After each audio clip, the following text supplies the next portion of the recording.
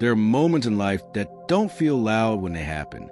No warning, no explanation, just a quiet shift where something that was once part of your life is no longer there. And what makes it harder is not the event itself.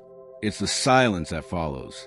You start thinking about what changed, what you could have done differently, what you might have missed. And somewhere in that process, you begin to feel like you lost something important. God says today, you didn't lose it. It was not meant to stay.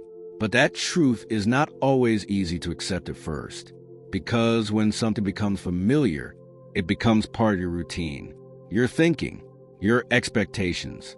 And when it's suddenly gone, there's a space left behind, a space that feels uncomfortable, uncertain, even empty at times. And naturally, you want to fill that space quickly, with answers, with replacements, with something that brings back that sense of normal. But not every space should be filled immediately. Some spaces are meant to stay open for a while, because that space is where clarity begins.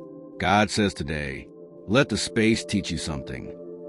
Instead of rushing to replace what left, sit with the change, not forever, but long enough to understand it. Because sometimes what leaves your life reveals something important. It shows you what you were holding on to. It shows you what you depended on. It shows you what you expected to stay, even when it wasn't stable.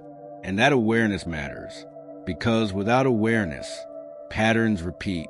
Right now, you may still be trying to make sense of something. Why it ended, why it didn't work, why things changed when you thought they were stable. But not everything needs a clear explanation.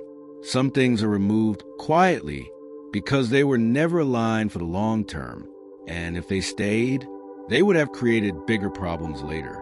God says today, I remove what does not match where you're going, even when it feels uncomfortable, even when it feels sudden, even when it doesn't make sense right away, because your direction is changing.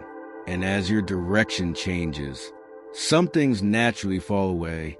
You may not see the full path yet, but you are not in the same place you were before.